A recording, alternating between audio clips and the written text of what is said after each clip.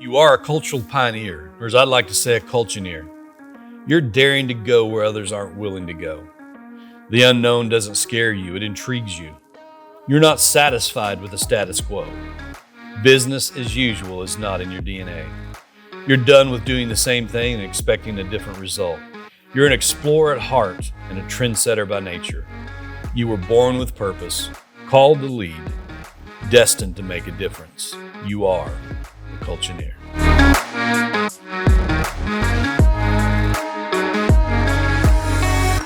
Hey guys, welcome back to the Culture-neer podcast, where faith, leadership, and culture intersect. I'm your host, Terry Gwaltney. Today's guest has spent the last decade kind of reminding Christians that their work is not separate from their worship, and that's something obviously we're passionate about. There's no invisible line between sacred and the secular. This guy's a business leader. He's a husband, a grandfather.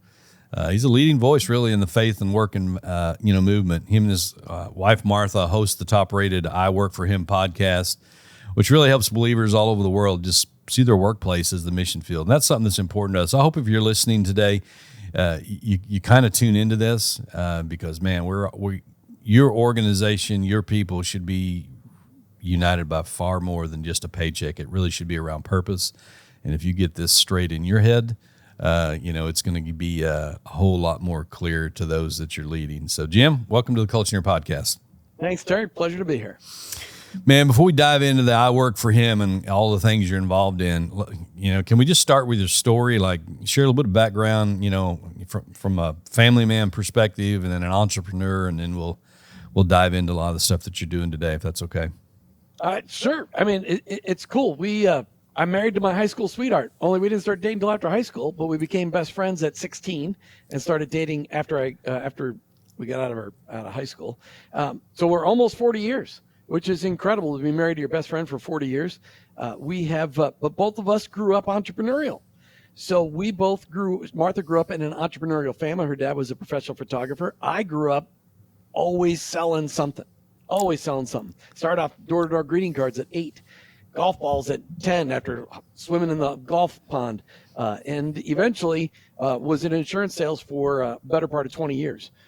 But our family, we've got 3 kids, 1 adopted kid, and our kids are all over the country. We got 1 set in Missouri where we are now, 1 set in Jacksonville, Florida, and 1 still suffering for the Lord in Minneapolis, which used to be a great place. It's where I grew up, but it is now literally one of the hellholes on earth because the enemy has gotten a foothold there and has destroyed everything that was great about Minneapolis and St. Paul. Yeah, that's a shame. So the entrepreneurial blood is in me. My parents were not entrepreneurial. And what's really cool about our story, Martha's and my story, because God started intersecting that when we were 13. We were both at a youth conference together at 13 separately. We didn't know each other for another 3 years. She grew up in the Quad Cities of Illinois on the other side of the state from you. And I grew up in Minneapolis, and we were at a youth conference and committed our lives to full-time Christian ministry as 13-year-olds. Wow. And when we met at 16, figured that out by the time we were 17, we thought, well, we'll go and get our 4-year degrees, and after that, we'll get into seminary, and we'll go into full-time Christian ministry, because that's what the world told you that's what that meant. And so that's part of the I Work For Him story, because at 20 years old, married, we were entrepreneurs. I was running a data processing company, because that's what they used to call it back then. And I was also a programmer. And we were enrolled in seminary, and the Lord sent the senior pastor of our church and said, Jim, I just don't think you're cut out for a full-time ministry. Why don't you just be a lay minister? So that became a swear word in my life. So I unenrolled from seminary, continued on, and we got these 2 mentor couples in our lives. We're both entrepreneurs. And they taught us this: business is business and church is church. They have nothing to do with each other. So make a lot of money in business and give it to the church, and maybe you'll serve in a building committee one day.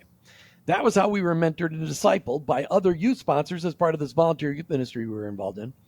And so from 20 to 40, we did the absolute best we could do, running our business, trying to do it with integrity, but we were constantly trying to find as much time as we could to do volunteer work, because that's where the real ministry was. Mm-hmm. And it wasn't until we were 40 that God opened our eyes to the recognition that He loved our work, and that theology, the false theology of, why don't you just be a lay minister, which is really a twist on theology as it is.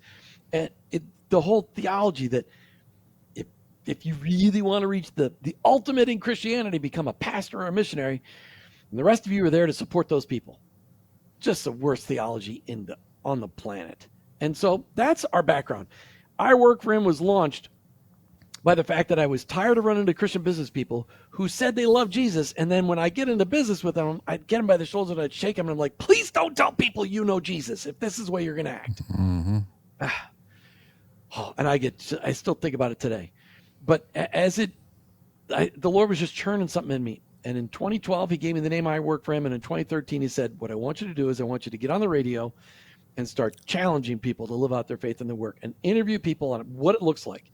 I started live radio Tampa Bay, added Jacksonville, eventually added north of Atlanta. Eventually, for 7.5 years, we did live radio 5 days a week, talking about that intersection of faith and work and interviewing people from all over the country and a couple people around the world. What does it look like for them? Just covering their faith stories. And so that's what gets us to today. 12.5 years later, 2,200 podcasts for I Work for Him, 5,000 people we've interviewed. And then we've got I Retire for Him and She Works for Him. And we help 4 other ministries help with their podcasts, just all covering stories. That's awesome. The powerful thing about stories, I think, for all of us listening, that are involved in business, I mean, it's real easy to geek out and get into facts and statistics, but there's emotion attached to stories, and facts fade, and we know stories stick, and that's why. And, that's part of what we're trying to do, even with this show, and, a couple times a month, we'll interview somebody and bring them in because we want people to know what that story could look like for them. In the church world, the pastor is there to equip the saints to do the work of the ministry. And, the last time I looked, the percentage of people in America going to church was on a decline. It wasn't it wasn't growing, but yet 95% of those people were going to work somewhere on a Monday morning. And the amount of influence that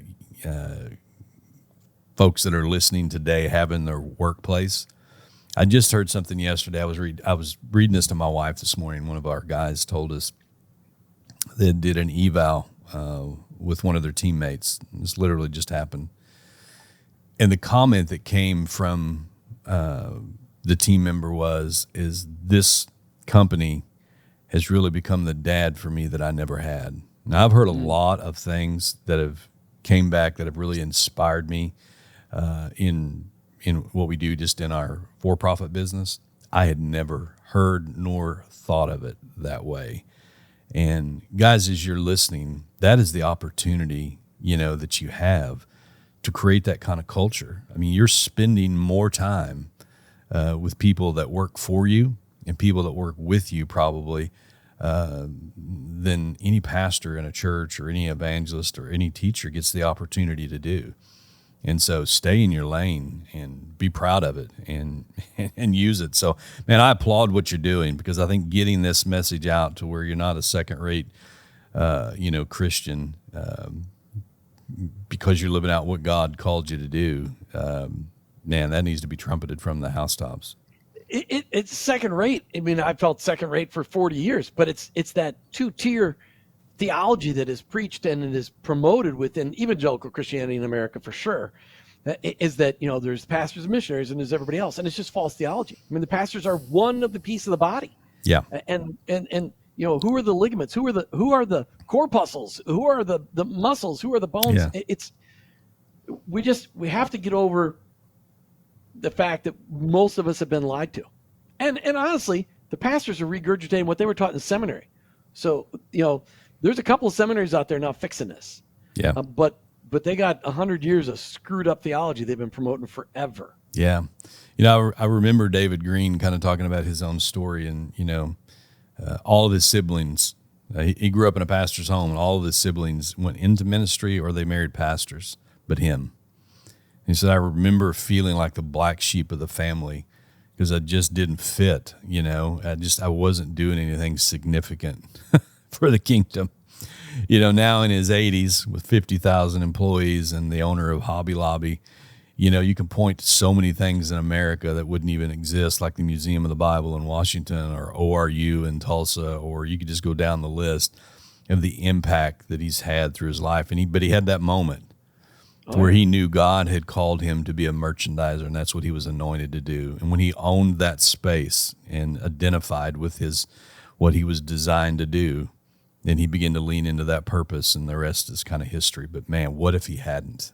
What if he had continued trying to escape that to get to a mission field somewhere, thinking that was the only way he could make a difference? How sad and how different our world would be. Yeah, when you think about, so business, I mean, this is something that Christians aren't taught, because again, pastors don't preach this from the pulpit. I mean, business is supposed to be a blessing to the business owner, of course, but it's supposed to be a blessing to the employees and their families. It's supposed to be a blessing to the customers and the vendors. It's supposed to be a blessing to the community. I mean, It's supposed to be a blessing to everybody that's impacted. And when you look at the people that Hobby Lobby has impacted, I mean, the 50,000 employees, which means now you're talking 250,000 people, and then all the customers, now you're talking about, I mean, my wife shopped at Hobby Lobby. Has your wife shopped at Hobby Lobby? Oh, yeah, absolutely. Oh, heck yeah. So is it all 300 million Americans that have been impacted by Hobby Lobby? I mean, that's a pretty big impact. And then when they as a family, because we've interviewed Steve and Jackie a couple of times, the people that are running Hobby Lobby today, and when they decided we don't want this money to screw up our family, we're giving it all away. We're going to put the entire company in a foundation, and the only way a green makes any money is if they work in the company. Period. End of story. That's stewardship. Yeah. Freakish stewardship, but that's stewardship because it's so out of the box. But that's a story I want to cover, because I want every business owner to understand it's not yours in the first place. They didn't give up anything. Yeah. Just on paper, what they already knew in their heart, they just made a commitment to it. It's pretty powerful. We've got Bill. What's his last name? Bill Hyatt. Bill Hyatt. Yeah, he's going to be on the show here in a couple months, I think. And I'm so interested in him telling that story to our audience about legacy, because obviously he helped the Greens, shape that. But man, if we can get this right, the impact we could have. And I'm sure you know the story. I keep running into people that it's really interesting that had been impacted by Billy Graham's ministry, but now we're talking 2 and 3 generations removed from that. And this same story keeps coming up. I'll never forget it. He felt like the next move of God would start in the marketplace. Right. And I think you're seeing that, just around the nation. And that's great, not just for the church, but it's great for all of the people that, are working in those businesses, because they're owning their purpose, which is what they were designed for. Without feeling like, they're frustrated because they're not making a difference, they're not significant, they're not fulfilling the Great Commission. And man, it's cool to watch. This way I look at it. I mean, if Sunday morning was, instead of building a kingdom and creating this little conclave, Sunday morning's turned into a manufacturing plant where you are churning out people equipped to do their position every day, all week long. If every believer that lived on this planet today understood that God loved their work, that their workplace really was a ministry place, a place where ministry needed to be done, and was a mission field because they're surrounded by lost and hopeless people who need to meet Jesus. If people understood that and could walk alongside somebody that actually understood that, so they could teach them how to interact with people, that would transform the world. That would be the kingdom on earth that Jesus talked about. Imagine that. I think it's Joby Martin says, when it hits the fan, like when it hits the fan at work, that's when they're going to the pray guy. So it's more of what we model. It's not beating people up, in our culture, in our work environment. With everything that's wrong with them, it's more of earning the right and the respect to be heard. But when that time comes, because you've built that and the environment is conducive for that, I think it just naturally attracts people, because, then they see that there's something different in your marriage. There's something different, in how you raise your kids. There's something different, in your giving of your time, your money. It's just, there's something different. And, man, if we can create these businesses that model that, the impact that can be made is incredible. So yeah, I think let's start kind of with the definition here, because I think when people hear faith at work, they're thinking, does that just mean putting a Bible on my desk? It's kind of like my flag out there, people know, or is it just inviting coworkers to church? And obviously it can be both of those, but it's a whole lot deeper than that. So, how do you define what it means to work for Him? It started with that realization that our work does matter to God, and it ends with learning to work with God at work. I've in the last 5 years, I thought about changing the brand, but everybody says our brand is so good. But it really should be, I work with Him. Mm-hmm. Because God invites us to work alongside Him and where He's active. Yeah. But let's talk about what this really looks like. Because when a believer finally understands that no matter what they do, God loves their work. We're talking moral work. We're not talking immoral work, because I don't believe there's any way to glorify God doing immoral work. But so we're talking moral work, and we don't need to go into the details on that. I'll get distracted. Sorry. Stay focused. It's understanding that as a believer, you have the Holy Spirit of God living inside of you. As you pursue Jesus, that Holy Spirit of God vibrates inside of you. And here's how I describe it on our show many times, hundreds of thousands of times. As a Jesus follower, everything about you is changing.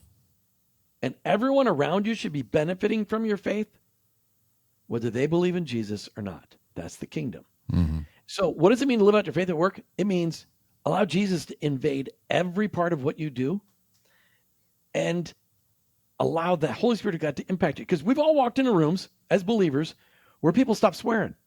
Why do they do that? Because the Holy Spirit convicts them when you're in that room. We've all walked into rooms where people are doing stuff illegal and they just stop.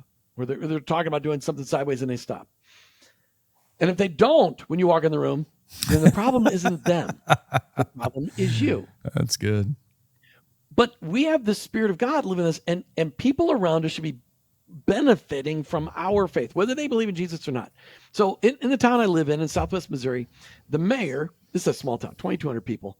The mayor is not a believer. In fact, he's a proclaimed unbeliever and proud of it. What's amazing, though, and I'm the chaplain of the local fire department. What's amazing is when I walk into a room, he always asks me to pray. I open up all the city council meetings. Why? Because, Jim, I know you pray and I know you believe what you pray, so I'd like you to pray. Like, okay. One day he was feeling sick. He goes, Jim, could you pray? Like, okay. You're the pray guy. What was amazing is I started at 40 years old, I had a job where I was commuting from the beaches of Florida to Orlando, over near Epcot, 90 miles to work. And I said to the Lord, and this is where I work for Him came from. I said, Lord, I want to learn. I was a talk radio guy, talk radio freak. I loved listening to Rush Limbaugh. In fact, when I went on the radio, I thought, I'm going to be the next great Christian Rush Limbaugh behind a brass microphone because I can't afford gold. But that wasn't really what God called me to do. But as I got in my car in the morning, I said, Lord, I'm going to not turn on the radio. I want to learn how to pray. Show me how to pray for people.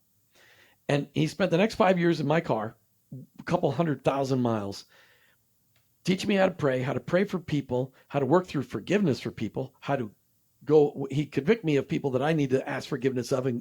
But He taught me how to pray. And He taught me how to pray for my bosses. And He basically developed in my heart what we call the I Work for Him Nation Pledge, which is on our website. I'm not trying to sell anything, no memberships. This is how you transform your workplace into a mission field. You start praying for the people that you work alongside every day. You start praying for them by name. And you do it every day. Then you look for ways to serve them over and above what your job requires you to do. You're not asking for any kudos. You're just serving them over and above what your job requires you to do. Then you look for ways to befriend them outside of the workplace, because we can have workplace friendships. They're meaningless. But when you invite somebody into your home or have a meal with them, all of a sudden real comes out. And if you get somebody in your home and your home's a Jesus following home, people just can't, they know something is different when they walk in your home. So you look for ways to befriend them outside of the workplace. Then you start looking for ways to pray with people when you notice they're having a rough day, because we work alongside the same people every day. You've got your producer, Shane. You've seen what Shane looks like on a regular day. When Shane comes in and he doesn't look the same, you notice his demeanor, something is off. You're like, Shane, what's going on? And Shane, being a great Christian guy, would say, I'm fine. And I learned from the Italian job this response. Really? Freaked out, insecure, neurotic, and emotional? Really? How you doing? Really? How you doing? And then you shut up and you listen. Because if you notice a demeanor change, there is something going on. And when people are hurting, they naturally are attracted to God. So you listen to them and you say, can I pray with you about that right now? After they've just shared from their heart, here's the deal. I've never had a single person say no to me. Atheist, Muslim, Buddhist, Jewish, no, never had anybody say no to me.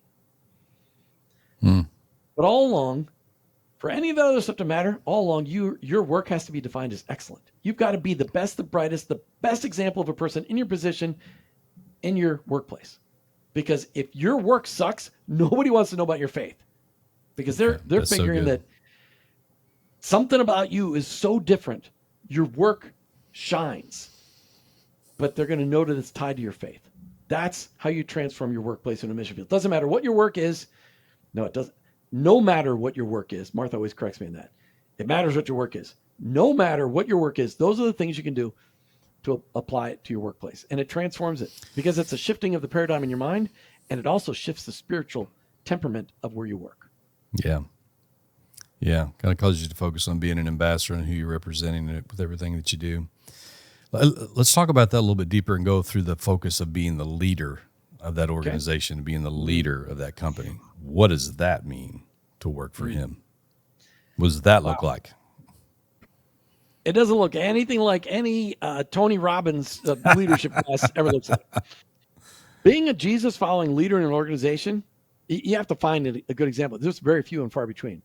A true leader, Jesus-following leader in an organization, puts everybody else first and him or herself last. Doesn't mean your business isn't still supposed to make money, but they all need to make money. You need to pay them first before you pay yourself. But those people are working for your goals. They're working for what you set forth. And as a leader, you've submitted those goals to the Lord and said, is this what you want me to spend my time on? And how do you help bring out the best in those people? You are there. You've been entrusted with a human life, people that work for you. And as a leader, you are Jesus to those people. You are to take that stewardship of that life and bring the best out in them. And you have to do that through management. You have to manage people and management just means you're helping them become the best, which means you're going to give them feedback, positive and negative feedback, but you're doing that in love. But you're going to show those people that you're different. You're going to invite them into your world. You're going to always be real with them. When you are feeling down, they're going to know, hey, I'm feeling down. When you're frustrated, they need to know, hey, I'm frustrated. They also need to know that they're welcome into your home because your home at work is different than your home at home. But they should be the same because as a Jesus follower, nothing about you should be different depending on where you are. You should be the same person wherever you are. And that's why I tell every leader, if you're not having a Christmas party and a 4th of July party in your neighborhood or in your home with your people, and if you've got too many people, you can't do that, but having time where people get to just have a burger with you, nobody's ever really going to know your heart. But that Jesus-following leader is supposed to be like Jesus. And what did he do? He took 12 knuckleheads and transformed the world. How? By pouring himself into them. Even though one of them was going to fail, he poured his life into them. Because when you pour your life into people and make them the best they can be, some of them are going to leave. And you can't be mad. You're preparing them to go where they're supposed to go. You need to release them to where they need to go. And some of them aren't going to do what they need to do. And you're going to have to free their future. But you need to love those people. It's really how Jesus summarized the law and the prophets. You got to love the Lord your God with all your heart, mind, soul, and strength, and love your neighbor as yourself. That's what it means to be a leader. Yeah, I think it's authentic servant leadership. I think Truett Cathy did it well. I think you're still seeing that modeled years after his passing with Chick-fil-A. But yeah, the Jesus style leadership. And to your point, which is a great one, sometimes you hear leaders say, well, I don't want to, if I invest all this in them and they leave, it's my excuse on why I'm not doing it. Well, to the point is well, what if you invest all that in them and they stay? Or you don't invest in them and they stay? That's that steward thing. I mean, if you're going to not invest in them, that's the guy that buried the talent in the ground. Yeah. The whole idea is we're supposed to bring out flourishing. We are supposed to teach our people how to flourish. Yeah. Because that's what the cultural mandate was in Genesis 3. Yeah. And as human beings, we've done a really good job because everything above ground that we have today came from under the ground. So we've done a good job of cultivating the earth. But these people, they need to know how to flourish. So many of them are, you need to invest in your people, teach them how to be married. And make sure they know if your wife or husband isn't involved in your business, they need to know who your wife and husband is. They need to meet your kids. They need to know what marriage looks like if they don't know what marriage looks like. Because 50% of the kids that come to work for you, they have no idea what a marriage even looks like. That's why they're so scared to death of it. You need to teach them how to manage the money that you're paying them. You need to invest in these people, not just so they can do the job you need them to do. Invest in them so they can live a successful life. Yeah. And the dividends of that, I mean, it's incredible because, what we've seen is you have higher engagement, you have greater loyalty, you have better retention, that people become your recruiters.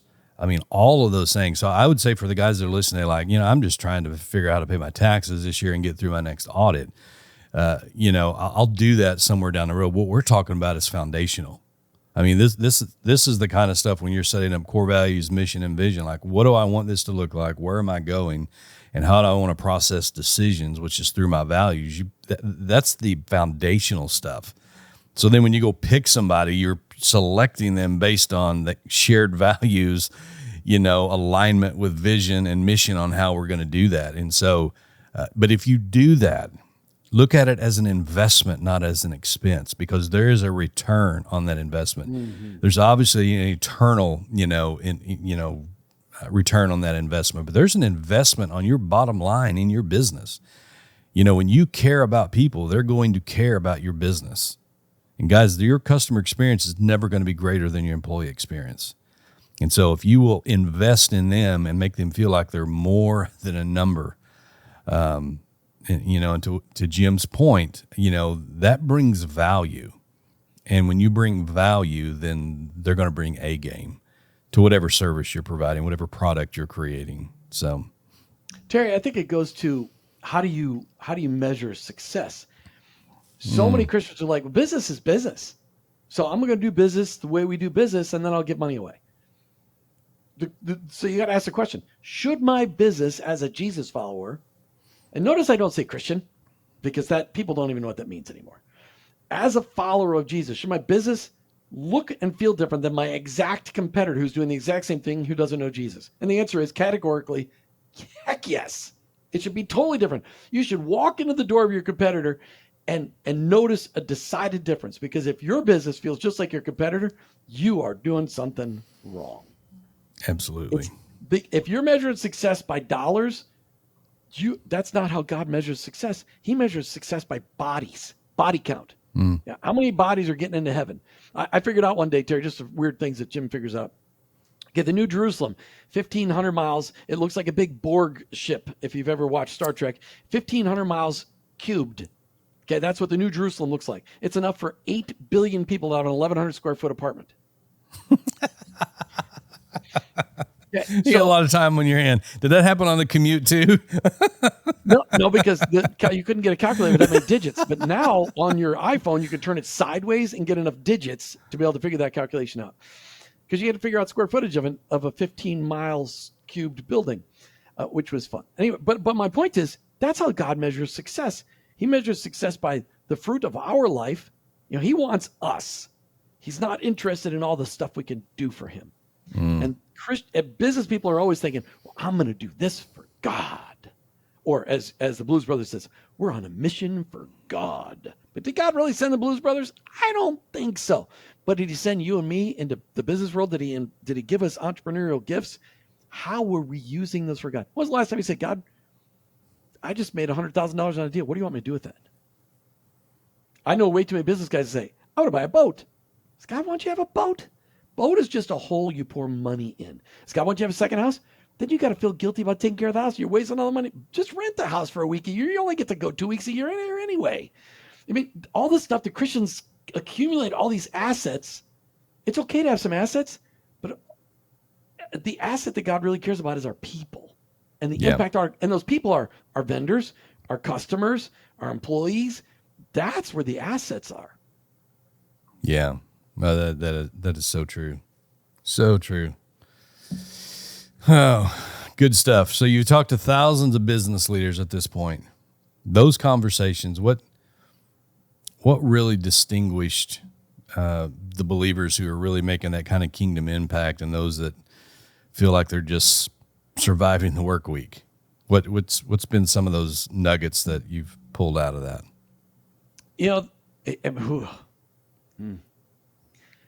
The guys that are just getting it done, that are all in for business and don't have Jesus at the center of their business, are the ones that destroy their marriages. They're the ones that they're so all in, they focus everything on providing for their family and do everything they can to destroy it at the same time. Those are the people, that's the delineation. If somebody's a true Jesus follower, they're going to protect their marriage and their family at all costs because God gave them that. That is the perpetuation of the followers of Jesus across the globe through the family unit. And by your business destroying your family unit, you are absolutely fighting who God created you to be as a business owner. So these business guys that are business people, because it's not just guys, although it tends to be more guys than women, although women seem to be just as good at being so focused on work today and missing the point of their families. It's the difference between, they all came to a certain point, the ones that get it today, came to a certain point where they're like, this isn't what life's all about. None of this brings any pleasure. I have all this money and all this stuff, and I'm miserable. And they realize, that's because I was making it all about me. And it's not about me at all. Yeah. Yeah, I think to what you were saying a while ago is kind of the starting point for everything that we're just talking about right here is you really have to define what success is. I think too many believers in the business world have let the world define what success is. To your point, then they achieve it, and they're on the top of the ladder. It's like, it's not what I thought this was going to be. This is just as empty as I was before. Something's wrong with that. Terry, do you have any billionaire friends?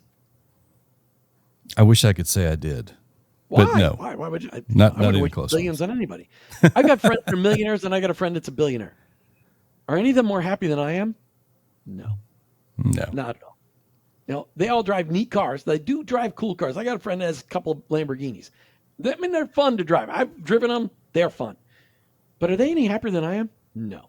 In fact, the burden of stewarding $1 billion is a lot of burden. I don't have to worry about that burden. But the people is what it's really all about. And we have to go back to, what did Jesus say? The Pharisees and Sadducees were at his throat, and he summarized the entirety of the Old Testament in 2 sentences. And he reiterated it for his followers. But he added on a couple of other things. He said, love the Lord your God, love your neighbor, love your enemies, and pray for those who persecute you. So when I helped launch, I just celebrated a 15-year launch of a managed services company in Tampa Bay. I'm no longer part of it, but I launched it 15 years ago. One of the things I did is that I went out and I met every one of my competitors in the managed services business in Tampa Bay, which is quite a lot. And I loved on every one of them. Why? Because I knew that they would specialize in things that I wouldn't specialize in. And I knew that I wanted to have a place to refer them to, and I wanted to figure out who was the good guys to refer stuff to. Because not every client is a good client. Not all meat is good meat as a salesperson. And that's what people would consider your enemies. Your competitors? No. There's always enough customers to go around, especially if you're doing a good job. Yeah, for sure. One of the things that we did and we've tried to drive down in our culture is like, what is that measurement of success? Well, I think for any person listening today, the people that work for you, it ought to be a given that they're going to be able to make a good living where they're at. So that's just a given. So if you remove that off the plate, then what else does success look like? And what we tell our folks is, like, at the end of your tenure here, you've made good money, but what else? And then on top of that, the true measurement is, have you become a better parent while you were here? Have you become a better spouse while you were here? And have you become a better leader/citizen while you were here? If we can check those boxes, that's what success looks like. And, we try to drive that all the way through the culture. And then I start hearing that echoed back from the people that work here. But with that, you take resources, to your point where we were talking about a while ago, Why should we be interested in the people working for us and how they manage their money? Well, one of the reasons is if they never learn to manage their money, you're never going to pay them enough.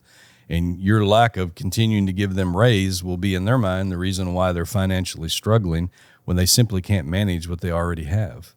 And so your investment in that, removing that stress, which is a stressor for their marriage and their parenting, because we all know when you hire someone and then 6 months later they're going through a divorce, that's not the same person showing up to work. And it's not the same person 6 months after the divorce either. They may be showing up every day, but they're not all in because mentally they really can't be. And if you're on a manufacturing plant, they're the first one that's going to get hurt. Absolutely. I mean, divorce is brutal. It's a death that keeps on giving and giving and giving and giving. And when people go through a divorce, I mean, I was in the insurance business, personal lines insurance business. When people call and tell me we need to split our policies, we're getting divorced, I'm like, just so you know, in the next 6 months, you're going to have an accident. It's your choice right now whether you're going to have an accident or not. You need to understand. You need to start driving differently than you've ever driven because you are so inclined to have an accident. It's almost a guarantee because you're so distracted with the pain and suffering of a divorce, which is why I said you need to teach people how to handle finances and teach them how to be married. You need to be an example. Two things the church really is struggling with nationwide. And I say the church, the Big C church, we treat business people like a bank account. We don't teach them that they're truly the missionaries we send out every day. And we don't teach people how to be married. We need to teach people how to be married because our marriages are supposed to be a light to the community and a light to our neighborhood. And today, in today's world, somebody that's married 20 years is like, wow, how did you do that? Well, now Martha and I celebrate 40 years. People are like, 40 years? Like, how do you do that? Well, I'm still married to my best friend, which meant for 40 years we've invested in each other. Yeah. And I'm a better man today, way better than I was when I met Martha 43 years ago. Yeah. Because we've been refining each other. But that kind of stuff, people need to hear that. And when my employees hear that, they see that, they understand it, they're like, I want to have a marriage like Jim and Martha do. I'm like, I hope your marriage is even better. But if you can have one as good as ours, great. Yeah. I mean, that is so true. So me and my wife, very similar stories. We met as kids, got married as kids, had kids when we were kids, literally. And we all grew up together. And next August will be our 40th year. And that comes with a lot of investment, a lot of intentionality, a lot of forgiveness on my wife's part, a lot of patience on her part. None of that is perfect. You know, I married up, but I think being able to share those stories, good and the bad, gives inspiration and hope that like, somebody can still do that. And it doesn't have to just be my great-great-grandparents' story. And to your point, it's a model because we live in a throwaway society and a very selfish society. And we take that same approach towards marriage and don't realize it was a commitment to serve one person for the rest of our life. You know, we go into it with, we love that person as long as they're making me feel good about myself. And it's all from a selfish standpoint, which is a very, very poor way to start a marriage or a business because it's really more about servanthood. And there's so much in the mentoring that can be done within our businesses just by modeling it. Not perfection, just progress. But mentoring, that's one of those things where, again, as leaders, we should be hiring people that are smarter than us in areas where we need them to be smarter than us. And a lot of leaders are intimidated by hiring people that are really smart, especially smarter in areas that they're not. That's why mentoring is so important. We need to live our lives alongside our leaders within our organizations. They need to hear our heart, experience our heart. They need to know that we're trustworthy. They need to know that we love them, even if they screw up, that we're willing to say, I forgive you when you make a mistake. I mean, we need to teach them those things because they've not been taught that anywhere. They've been treated like cattle at their last job. Yeah. Maybe even worse, like just a number at their last job. And if they've ever worked for the government, they've never even been given any reward for their work. It's a thankless job. So there's just so many opportunities to be Jesus to these people. Yeah, for sure.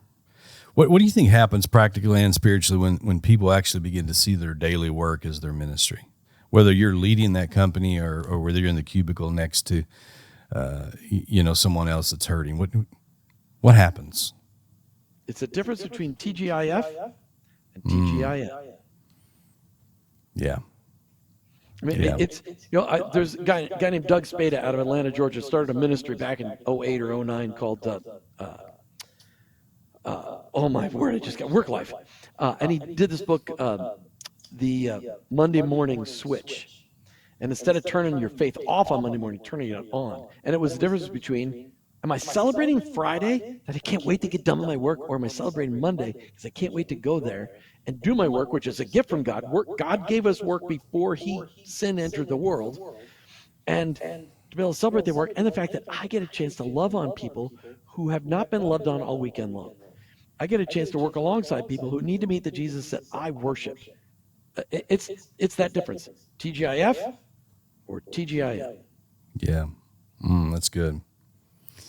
So you and Martha have been married 40 years. Is it 3 kids, 6 grandkids? Is those 3 numbers kids. accurate? We're 3 kids married, and we're having number 9 grandkids Whoa. sometime early April. So That's awesome. Well, we have 6. I don't know if you're keeping up with the 9, but yeah, that's well, they're that's separate. all. They're all over the country. I got 2 in Minneapolis and 6 in Jacksonville. We'll have our first one here in Missouri. So we don't get to spend near as much time being grandparents as we'd like to. But God plucked us out of. We went to Florida at 37. We thought that's where we're going to live the rest of our lives, and God used our Florida years to transform our lives. This whole workplace thing and the focus on marriage, and we led a small group of 50 couples for about 10 years, just transformed our lives, and then took us out of South Florida and shoved us in Southwest Missouri and said, I want you to teach this small community how to flourish again. You said you live in Southern Illinois. Oh, yeah. There are 10,000 towns under 2,000 people in this country, and those towns have forgotten how to flourish. Most towns under 2,000 are places that the depression is heavy, poverty is all over the place, and there's beautiful buildings used to be fantastic that are falling apart because people have forgotten how to flourish. And the Lord said, I want you to take, and I want you to invest personally, financially, with your labor, and I want you to invest in this town and teach it how to flourish again. Well, show me. He sent you to the show me state. So yeah, makes sense. God's a strategist. So in those 40 years, a lot of different seasons, what rhythms and habits have you learned at home and in your marriage that's really helped you sustain that and thrive? One of the coolest things, and I have no idea where it came from because I never saw my parents do this. When Martha and I went on our first date, we prayed at the end of the date. And we started praying every day together as teenagers. And we've never missed a day in all of our lives of praying together. And then about 10 years ago, 12 years ago, I started a partnership with another couple, Christian couple, and they taught us about praying together in the morning. We're like, well, there's an idea. So we don't have a single day where we don't pray together in the morning, pray together at night. And the other big thing was we learned how to be very quick to say, I'm sorry, please forgive me, I love you. The lead apologizer. That's good. But yes, and it is mostly from me and not from Martha, yes. But it just learning to be very quick, to not let bitterness grow up. I didn't grow up in a household where the marriage was thriving until today. My parents have been married 71 and a half years, and their marriage is not bad today. It was really rough the first 30 years. Martha's parents set an example. Martha's parents and grandparents set an example of what does it look like to have a godly marriage, and that's what we followed. They pray together, praying for other people, praying for the kids and the grandkids, and that's what we do. That's awesome. That's how legacy is perpetuated. So, listen, I know you've developed a bunch of resources. I work for him. She works for him. I retire for him. Give the audience some practical tools that they can use and where they can find them on living out this mission every day. They're all on our website, iworkforhim.com, iwork4him.com, on our resources tab, the 3 books. The goal is with all 3 of those, they are practical books. They are not written at a theological level. They are written, hey, practically, how do I work for him? And then eventually, because we all live in America, we've been told a lie, and it's been perpetuated at the pulpit that we get to retire. Well, technically, retirement is not biblical unless you're a Levitical priest, and I have not met one of those. And they were butchers, basically. Levitical priests were butchers. So I don't know many butchers, but apparently then they went on to be mentors, and that's the true vision of retirement. So we wrote I Retire for Him along with Martha's dad, who's now dead, who's now gone with be with the Lord, but he's no longer here on the earth. But he wrote his story of how he lived out his faith in retirement as part of this practical book on If you're going to retire, which means you're a fully funded missionary now. You get Social Security and maybe a 401k, maybe you have a pension if you're lucky enough. Now you're fully funded to go do whatever the Lord calls you to do without any 40-hour week requirement. And so what does that look like? What could that look like? And we wrote lots of different scenarios on how do you practically put it into action. We lived in purgatory on earth for 20 years in Florida, 2 different homeowners associations. And that is truly purgatory on earth. If you haven't lived in one, don't judge me. If you've lived in one, then you'll know I'm telling the truth. And what we want to portray to every person contemplating retirement is don't do the stupidest thing on the planet. Don't take and move to Florida or Arizona and leave your family behind. How ridiculously dumb is that? Everything you've worked life for, you're now going to only see them 1 week a year. I'm going to escape from. You're going to escape from the snow and the cold. Fine, you can go on vacation to the South, but your family is what really matters. It's your legacy. It is the stewardship you've been given. The stewardship we've all been given, if we have kids, is to make sure all of our kids love Jesus, and then all of our grandkids love Jesus. Well, that depends on the investment of time and energy between you, their parents, and so those resources that we wrote are practically, don't screw this up. There is nothing in Florida and Arizona that is better than being in Illinois. First of all, I grew up in Minnesota, and rural Illinois and rural Minnesota, very similar. Rural Wisconsin, even though they're all cheeseheads, similar. Iowa, well, that's just Iowa. But I'm kidding. Iowa's a great place. But there's so much value there. Don't give it up because you want warm temperatures. It's hot and sweaty in Florida, and it's hot and dry in Arizona. Fine, you want to play golf year round? Go on vacation every month, but don't leave your family. That's really, I retire from is don't screw this up. You've got only one chance. Actually, you can fix mistakes. Those resources are out there, and I talk just like this in those books. My books are written just like I talk, just blunt. Let's change our country. And if there's 100 million, Terry, there's 100 million retirees in this country right now. It's 80 to 90 million, but it's almost 100 million. And they've all been told that they could just check out and go on vacation instead of saying, I now have 65 years of incredible experience. Yeah. Let me pour my life into somebody else. Yeah. Which is the whole Timothy principle. And that's missing in the church. It's missing in the workplace. Fortunately, it's missing in our families. So, She Works for Him was written by 20 different women. Martha headed up that effort. But Christian working women are not celebrated in the body of Christ. They're not celebrated in the workplace. They're not celebrated. Christian working women are amazing. And so it was written 20 different Christian working women's stories of what does it look like to live out faith and the challenges they deal with at home and in church and in the workplace. Sounds amazing. I encourage you guys to go check out their website. A lot of resources, just tools in the toolbox. Strip the meat, spit out the bones. There's something in there that's going to apply to you, that's going to help you kind of move, your walk along. Listen, if there was a listener that was waking up and they wanted to transform their workplace culture Monday morning, what would be the first step? What would be your piece of advice? iworkforhim.com/join the nation, and it'll teach you. But it starts with prayer. Start praying for your coworkers and employees, your bosses by name, the people you interact with on a daily basis. Start praying for them by name each and every day. That's how it starts. Because what you will start to see is those people the way our Heavenly Father sees those people. And that transforms your heart, and it will transform how you deal with them, and it will transform your workplace because you will be a different person. Yeah. Yeah. So good. When you think about the future for I Work for Him, like, what's the vision you think God's put in your heart now for the next 10 years? What's that look like? It's a terrible question.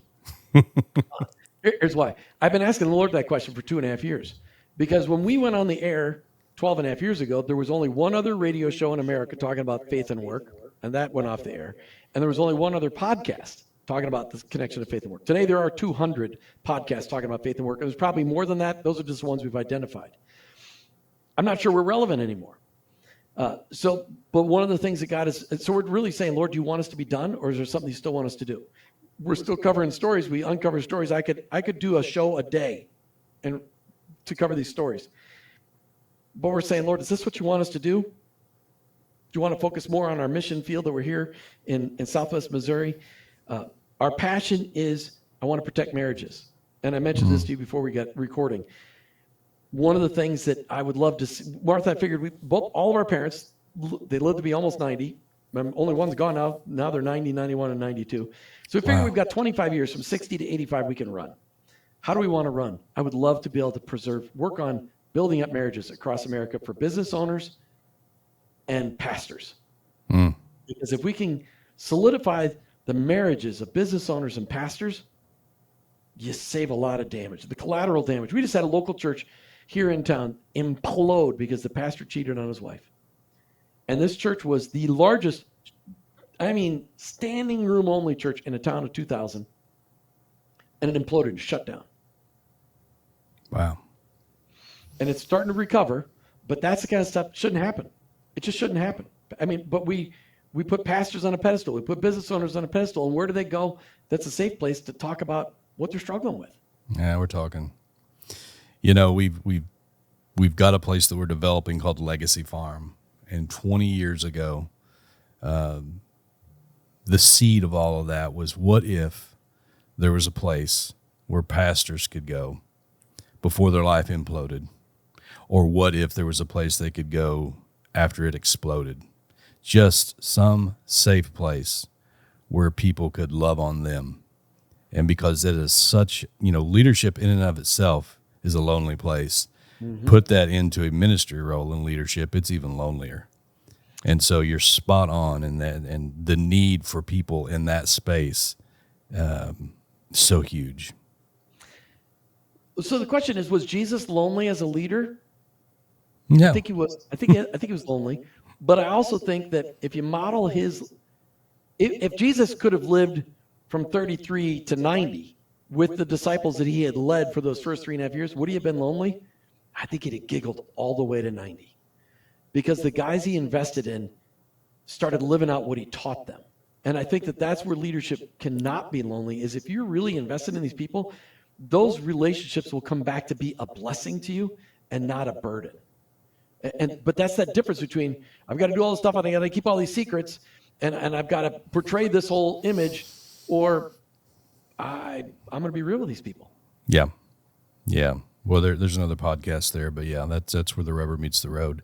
Listen, we're going to have to land this. Are you up for me to rapid fire just a few questions at you on our way out? Sure. One word that defines your mission. What would come to mind? Vibrancy. One Bible verse drives your purpose. Philippians 4, I can't do one. Philippians 4:11 through 13, all about contentment. Learning to be content, because that is the key to the Christian experience. Yeah. Yeah. A daily practice that really keeps you grounded in your faith. I never get out of bed without praying for my family. This may be a hard one. Best leadership lesson you've learned from your interviews? Boy, best. Yeah, picking one, that's tough. Yeah, it is. It is tough. It's not about you ever. One story you hope your grandchildren are going to remember about your life? That when God asked me to do something, I said yes without hesitating. The last one is, how does Jim want to be remembered when your time on earth is over? That I didn't leave anything on the table. That I lived my life to the fullest. That I love my wife. I love my kids. I love my grandkids. I'll have great grandkids before I die. And that I never left anything on the table. That it was all gone, all spent, and all invested. So good. So good. Jim, thanks for sharing your story, your passion. I mean, your work reminds us that, every Christian has a calling. And that calling starts at home. And then it follows us to work. And then I think the fruits of that begin to show up even at church. And that's kind of how it's supposed to work. So I appreciate you spending some time with us. I admire what you're doing. I cheer you on. This is a message that needs to be sounded from the mountaintops. And if we can mobilize, kingdom business owners to run their businesses the way Jesus would run them, world will be a different place. Oh, amen. Thanks for having me, Terry. Yeah. Guys, remember, culture is only as healthy as the leader. We'll see you next time on the Culture-neer podcast. Thank you for joining us on Culture-neer, where every episode is a step forward on your leadership journey. We hope today's conversation sparked new insights and added real value to your life, empowering you to lead with greater strength and purpose. If you enjoyed what you heard, please connect with us. Follow our Facebook and Instagram pages, subscribe to our YouTube channel for exclusive content, and give us a rating on Spotify and Apple Podcasts. Your support helps us grow our community and continue delivering conversations that matter. Thanks again for listening, and until next time, keep striving, keep leading, and keep inspiring.